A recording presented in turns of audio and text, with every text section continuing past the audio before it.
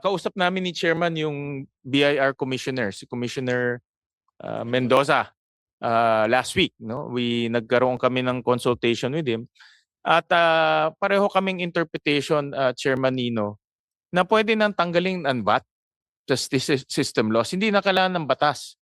Ginawa natin to sa lifeline rate. Nung ipinasa namin last year yung ease of paying taxes, merong provision doon na lahat ng pinapass on, hindi naman kailangan i-VAT. At natanggal yan sa lifeline rate. So ibig sabihin, pwede nang tanggalin ang VAT sa system losses. Ang kailangan lang ay regulation ng ERC.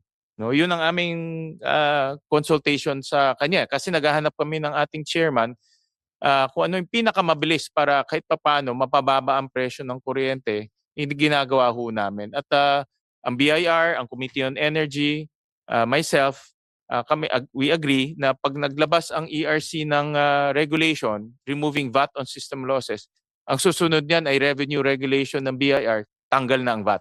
At least one problem solved. No? Ang susunod na lang ay itong batas na pinag-uusapan natin. To date, merong 11 laws, 11 proposals ang Senate. Dalawa na lang ay majority na ng Senado. Hindi na kailangan nga magbotohan sa floor. I-consolidate nilang pasado na. So, ang ibig sabihin, ganyang ka-intense na gustong tanggalin ng Senado ang system laws.